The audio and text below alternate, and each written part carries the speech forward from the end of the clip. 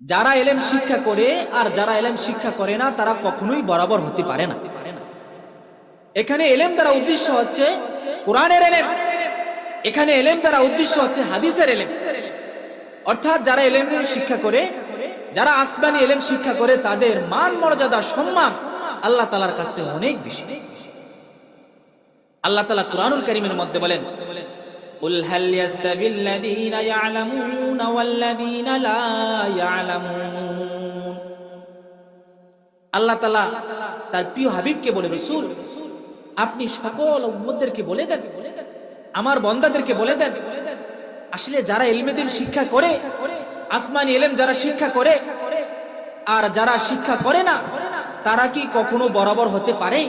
প্রশ্ন করতেছে আল্লাহর রাসূলকে, এই কথাটা আপনি বলে দেন।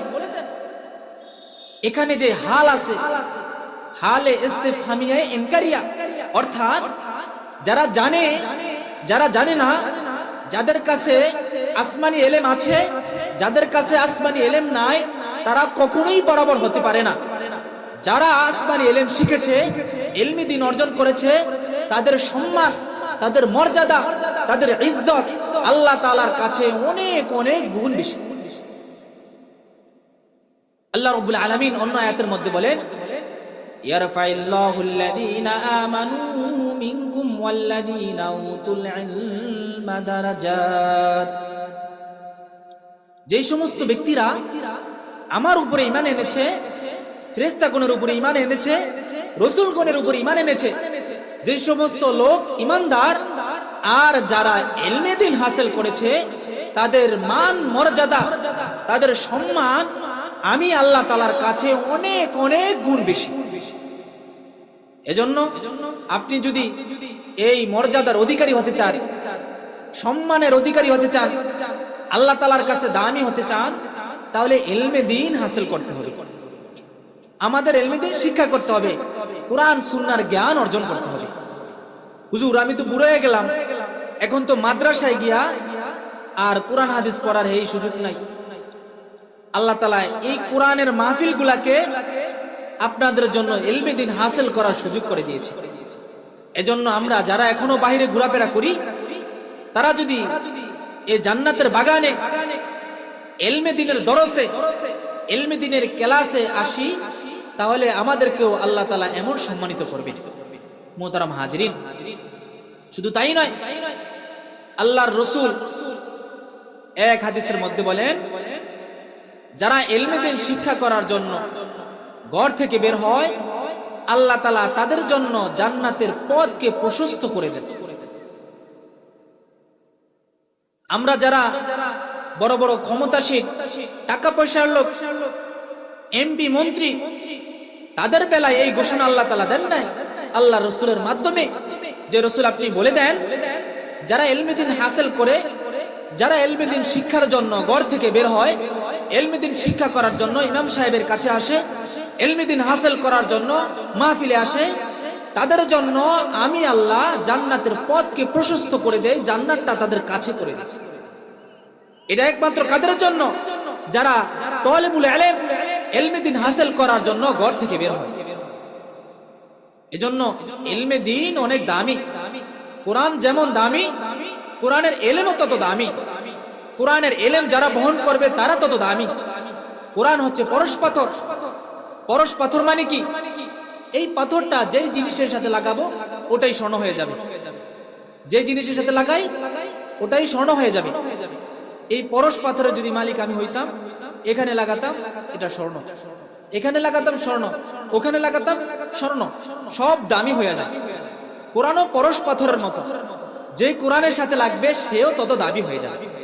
দেখেন না, সাধারণ একটা কাপড় গজ মাত্র 40 টাকা।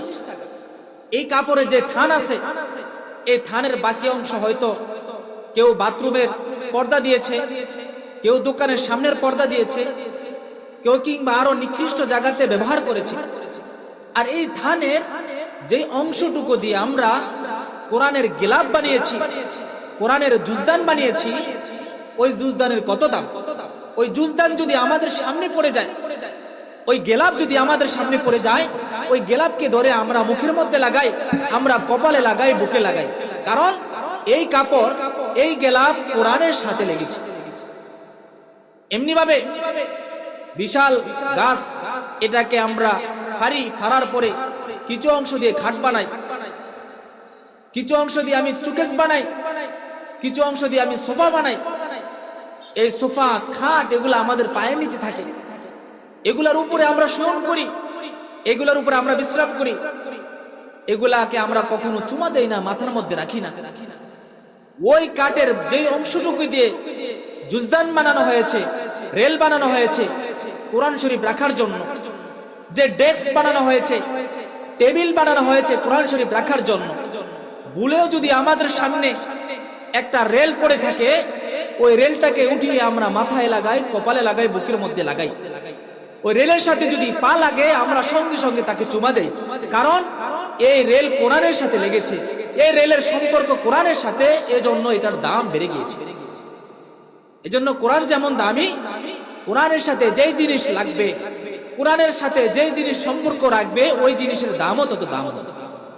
এজন্য যারা আলেমে দ্বীন, যারা কোরআনের ইলম বহন করে, যারা কোরআনের ইলম বুকের মধ্যে রাখে, সিনার মধ্যে রাখে, তাদেরও দাম আল্লাহ তাআলার কাছে এমন বেশি। তো হাদিসের মধ্যে আল্লাহ রাসূল বলেন, মান সালাকা তরিকান ইয়াতলুবু ফীহি ইলমান সালাকাল্লাহু বিহি তরিকাম মিন তুরুকিল জান্নাহ। যারা ইলমে দ্বীন শিক্ষা করার জন্য ঘর থেকে বের হবে, আল্লাহ তাআলা তাদের জন্য জান্নাতের পথকে সহজ করে দিবেন, আসান করে দিবেন। খেয়াল করবেন, ইলমে দ্বীন শিক্ষা করার জন্য ঘর থেকে বের হওয়া মানে জান্নাতের দিকে অগ্রসর হওয়া। ইলমে দ্বীন শিক্ষা করার জন্য মেহনত করা মানে জান্নাতে যাওয়ার জন্য মেহনত করা। ইলমে দ্বীন অর্জন করার জন্য টাকা পয়সা খরচ করা মানে জান্নাতে যাওয়ার জন্য টাকা পয়সা খরচ করা। আল্লাহ তাআলা যখন ফেরেশতাদেরকে বললেন, ইন্নী জাইলুন ফিল আরদি খলিফা, আমি দুনিয়ার মধ্যে আমার প্রতিনিধি পাঠাতে চাই, ফেরেশতাদেরকে এই কথা বললেন। ফেরেশতারা বললেন, আল্লাহ আপনি দুনিয়ার মধ্যে এমন জাতি পাঠায়েন না, যেই জাতি দুনিয়ার মধ্যে গিয়ে মারামারি, কাটাকাটি, হানাহানি সৃষ্টি করবে, এমন জাতি আপনি দুনিয়াতে পাঠায়েন না। তাহলে ফেরেশতাদের পরামর্শ ছিল দুনিয়াতে মানব জাতিকে না পাঠানো। আর আল্লাহ তাআলা ফেরেশতাদের কথাকে উপেক্ষা করে, ফেরেশতাদের কথাকে বাদ দিয়ে আল্লাহ তাআলা দুনিয়াকে মানব জাতি সৃষ্টি করার জন্য, দুনিয়াতে মানব জাতিকে পাঠানোর জন্য আল্লাহ তাআলা সিদ্ধান্ত নিয়েছেন। তো যখন আদম আলাইহিস সালামকে সৃষ্টি করলেন, ফেরেশতারা বললেন দুনিয়াতে পাঠায়েন না, আল্লাহ তাআলা দুনিয়াতে পাঠাবেন এই সিদ্ধান্ত নিয়েছেন। এখন পরীক্ষা আদম আর ফেরেশতাদের মধ্যখানে, কারণ ফেরেশতারা বলেছিল, আল্লাহ আপনার খেলাফতের দায়িত্ব গ্রহণ করার জন্য, আপনার হামদ সানা বলার জন্য, আপনার তাসবিহ তাহলিল বলার জন্য আমরা ফেরেশতারা যথেষ্ট, আর দুনিয়াতে ভিন্ন কোনো জাতি পাঠানোর প্রয়োজন নাই। এজন্য আল্লাহ তাআলা কি করেন? পরীক্ষা করেন। আল্লাহ তাআলা আদম আলাইহিস সালামকে সৃষ্টি করার পর এবার আদম আলাইহিস সালামকে ফেরেশতাদের মুখোমুখি করবেন, ফেরেশতাদের সামনে পরীক্ষা করবেন যে আদম আলাইহিস সালামের যোগ্যতা বেশি, আদম আলাইহিস সালামের খেলাফত বহন করার যোগ্যতা বেশি, নাকি আল্লাহ তাআলার খেলাফত, আল্লাহ তাআলার প্রতিনিধি করার যোগ্যতা ফেরেশতাদের মধ্যে বেশি। এই পরীক্ষা করার জন্য আল্লাহ সুবহানাহু ওয়া তাআলা আদম আলাইহিস সালাম আর ফেরেশতাদেরকে সামনাসামনি করলেন। তো এর মধ্যে আল্লাহ তাআলা আদম আলাইহিস সালামকে ইলম শিক্ষা দিয়েছেন। ওয়া আল্লামা আদম আল আসমা কুল্লাহা, আল্লাহ তাআলা আদম আলাইহিস সালামকে সমস্ত বিষয়ের ইলম শিক্ষা দিয়েছেন। পৃথিবীর মধ্যে যত জিনিস আছে, ছোট বড় যত জিনিস আছে, সমস্ত জিনিসের নাম আল্লাহ তাআলা আদম আলাইহিস সালামকে শিক্ষা দিয়েছেন। শিক্ষা দেওয়ার পরে এবার পরীক্ষা শুরু। ফেরেশতাদেরকে বলেন, আম্বিউনি বিআসমাই হাউলাই, এ আমার ফেরেশতারা, তোমরা যদি সত্যবাদী হয়ে থাকো, এই সমস্ত জিনিসগুলা তোমাদের সামনে উপস্থিত করা হলো, পৃথিবীর মধ্যে সমস্ত জিনিসগুলা তোমাদের সামনে পেশ করা হলো, এবার আমাকে বলো এই জিনিসগুলোর নাম কি, এই জিনিসগুলা সম্পর্কে আমাকে তথ্য দাও। এখন ফেরেশতারা বললেন, রব্বুল আলামিন, আমরা তো জানি না, আমরা শুধু অতটুকু জানি যতটুকু আপনি আমাদেরকে শিক্ষা দিয়েছেন। ফেরেশতারা এখানে কি করলেন? নিজেরা নিজে সাইলেন্ডার করলেন, তারা উত্তর দিতে পারলেন না। এবার আল্লাহ রাব্বুল আলামিন হযরতে আদমকে বলেন, আদম তুমি এবার বলো এই সমস্ত জিনিসের নাম কি, এই সমস্ত জিনিসগুলা কি, এগুলা তুমি এবার বলো। এবার আদম আলাইহিস সালাম প্রত্যেকটা বিষয় পুঙ্খানুপুঙ্খানুভাবে ফেরেশতাদের সামনে বলে দিলেন। তাহলে যে পরীক্ষাটা হলো আদম আর ফেরেশতাদের মাঝখানে, এখানে পাস করেছে কে আর ফেল করেছে কে? বলেন। আদম আলাইহিস সালাম পাস করেছেন। যেই প্রশ্ন করা হয়েছে এই প্রশ্নের উত্তর হযরতে আদম আলাইহিস সালাম দিতে পেরেছেন। তাহলে আদম আলাইহিস সালাম পাস করেছেন কি কারণে? আদম আলাইহিস সালামকে ইলমে দ্বীন, ইলম শিক্ষা দেওয়ার কারণে। তাহলে যেহেতু আদম আলাইহিস সালাম পরীক্ষাতে উত্তীর্ণ হয়েছেন, পরীক্ষার মধ্যে পাস করেছেন, এখন তার দুইটা পুরস্কার। কয় পুরস্কার? দুই পুরস্কার। এক নম্বর পুরস্কার, আল্লাহ রাব্বুল আলামিন সমস্ত ফেরেশতাদেরকে আদেশ করলেন যে তোমরা আদমকে সিজদা করো। তাহলে যেই জিনিসকে সিজদা করা হয় তার দাম বেশি না কম? বেশি। তাহলে আদম আলাইহিস সালামকে সমস্ত ফেরেশতাদের মাধ্যমে সিজদা করিয়ে আদম আলাইহিস সালামের মর্যাদা সমস্ত ফেরেশতাদের সামনে বেশি প্রকাশ করলেন। এক নম্বর পুরস্কার হযরত আদম আলাইহিস সালামের। আল্লাহ তাআলা এক নম্বর পুরস্কার দিয়ে ক্ষান্ত নাই, আদম আলাইহিস সালামকে আরো পুরস্কার দিবেন। দ্বিতীয় নম্বর পুরস্কার হচ্ছে তোমার ঠিকানা জান্নাত। দ্বিতীয় নম্বর পুরস্কার কি? তোমার ঠিকানা জান্নাত। আদম আলাইহিস সালামকে বলেন, ইয়া আদম উসকুন ওয়া যাওজুকা জান্নাত, তুমি আর তোমার স্ত্রী জান্নাতের মধ্যে ঢোকো, জান্নাতের মধ্যে বসবাস করো। আর এই জান্নাতের মধ্যে তোমাদের যা ইচ্ছা তা খাও, যেমনি ভাবে থাকার দরকার এমনি ভাবে থাকো। তবে ওয়ালা তাকরাবা বিন হাদিহি শাজারাতা ফাতাকুনা মিনাল যালিমিন, কিন্তু জান্নাতের মধ্যে ঢুকবা, জান্নাতের মধ্যে ঘুরবা, জান্নাতের মধ্যে খাইবা, জান্নাতের মধ্যে পান করবা, কিন্তু একটা জিনিস, এই নিষিদ্ধ গাছের কাছেও যাবা না, নিষিদ্ধ ফল ভক্ষণও করবা না। যাই হোক, যেটা মুখ্য উদ্দেশ্য, আদম আলাইহিস সালাম যে সৃষ্টি করার পর, পরীক্ষা করার পরে এক নম্বর পুরস্কার সমস্ত ফেরেশতারা হযরতে আদমকে সিজদা করেছে।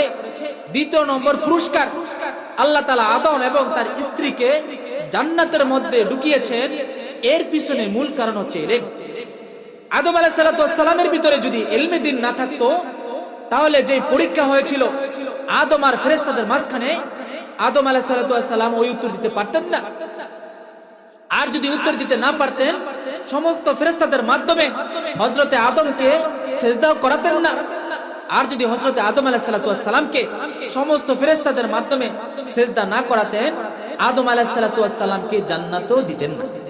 তাহলে বোঝা গেল আদম আলাইহিস সালাম জান্নাতে প্রবেশ করার মূল মাধ্যম হচ্ছে ইলম।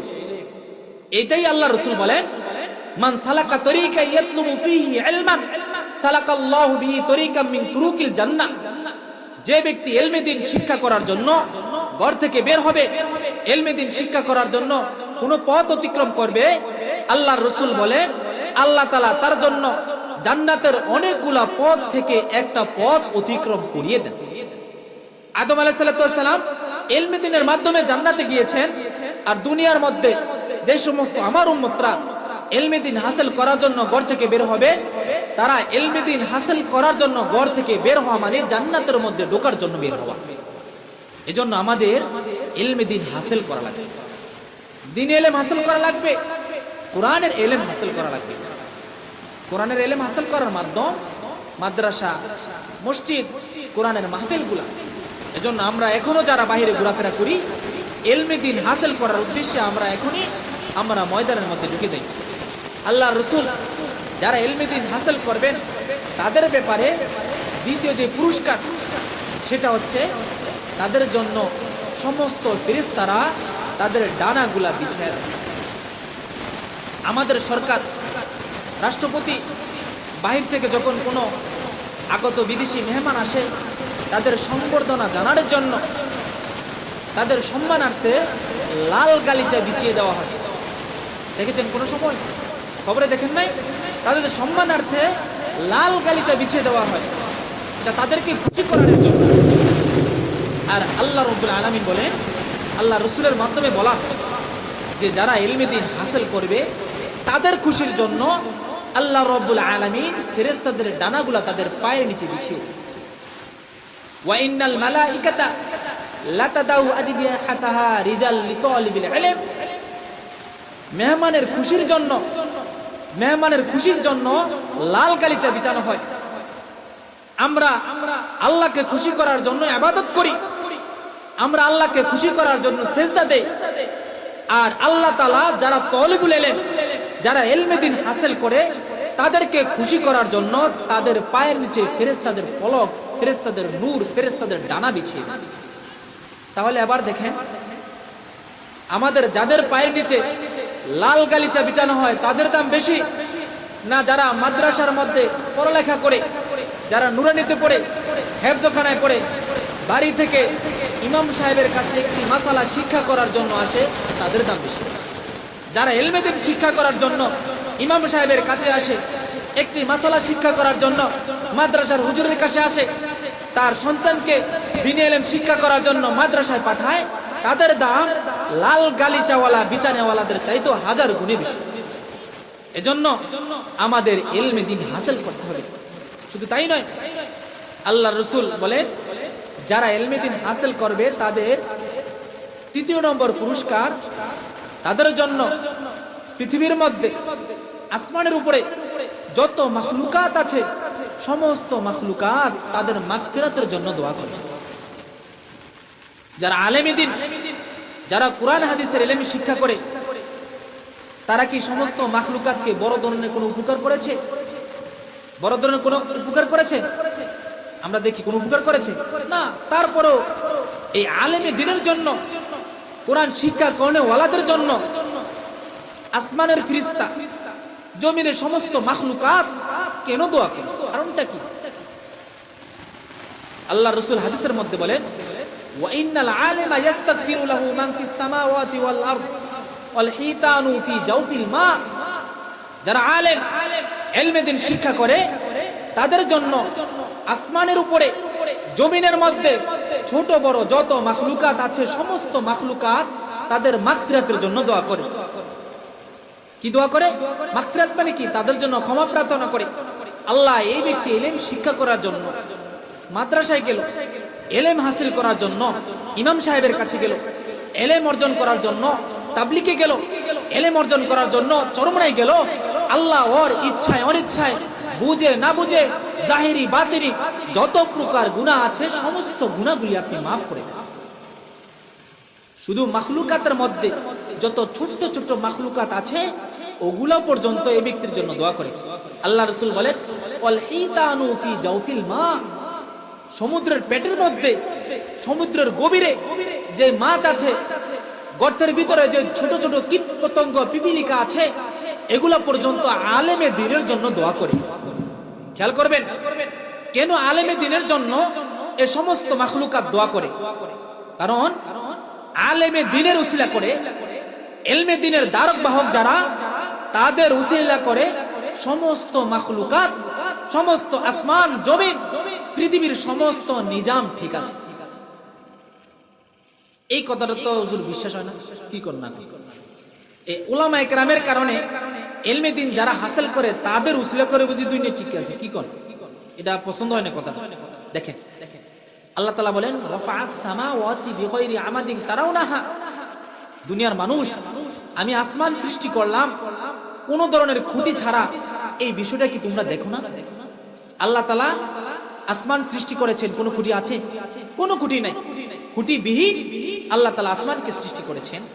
এর মাধ্যমে উদ্দেশ্য হচ্ছে ওই খুঁটি, যেই খুঁটি দেখা যায়, দৃশ্যমান খুঁটি ছাড়াই আল্লাহ তাআলা আসমানকে সৃষ্টি করেছেন। যেমন আমাদের এই প্যান্ডেল সাজাতে গিয়ে কয়েকটা খুঁটির প্রয়োজন হয়। এই খুঁটিগুলা কি দৃশ্যমান নাকি অদৃশ্যমান? অর্থাৎ আমরা দেখি নাকি দেখি না? আমরা দেখি, এটা দৃশ্যমান খুঁটি। তাহলে আল্লাহ তাআলা আসমান সৃষ্টি করেছেন বিগয়রি আমাদিন, খুঁটি ছাড়া, ফিলার ছাড়া। এটার দ্বারা উদ্দেশ্য হচ্ছে ওই খুঁটি, যেই খুঁটি দেখা যায়। তাহলে বোঝা গেল অদৃশ্যমান কিছু খুঁটি আছে। ওই খুঁটিগুলা হচ্ছে ওলামায়ে কেরাম, ওই খুঁটিগুলা হচ্ছে আলেমে দ্বীন, ওই খুঁটিগুলা হচ্ছে যারা ইলমে দ্বীনের ধারক বাহক। তারা কিভাবে? আল্লাহ রাসূল বলেন, লা তাকুমুস সাআহ হাত্তা তাকুলা ফিল আরদি আল্লাহ আল্লাহ। কিয়ামত ততদিন পর্যন্ত হবে না যতদিন পর্যন্ত পৃথিবীর মধ্যে আল্লাহ আল্লাহ বলনেওয়ালা একজন লোক থাকে। তাহলে যেদিন পৃথিবীর মধ্যে একজনও আল্লাহ আল্লাহ বলনেওয়ালা লোক থাকবে না, তাহলে ওই দিন আসমান আসমানের জায়গায় থাকবে না, জমিন জমিনের জায়গায় থাকবে না, পাহাড় পাহাড়ের জায়গায় থাকবে না, পর্বত পর্বতের জায়গায় থাকবে না, গর্তের পিপিলিকা, সমুদ্রের মাছ, সমস্ত মাখলুকাত ধ্বংস হয়ে যাবে, নিঃশেষ হয়ে যাবে, যেদিন আল্লাহ আল্লাহ বলনেওয়ালা পৃথিবীর মধ্যে না থাকে। এবার দেখেন, এই পৃথিবীর মধ্যে আল্লাহ আল্লাহ বলনেওয়ালা, আল্লাহর সাথে সম্পর্ক করনেওয়ালা কারা? ওলামায়ে কেরাম। তারা কারা? ওলামায়ে কেরাম। আল্লাহ আল্লাহ বলনেওয়ালা স্কুলের মধ্যে তৈরি হয় না, আল্লাহ আল্লাহ বলনেওয়ালা ভার্সিটিতে তৈরি হয় না, আল্লাহ আল্লাহ বলনেওয়ালা কোনো কলেজে তৈরি হয় না, আল্লাহ আল্লাহ বলনেওয়ালা একমাত্র মাদ্রাসার মসজিদে তৈরি হয়।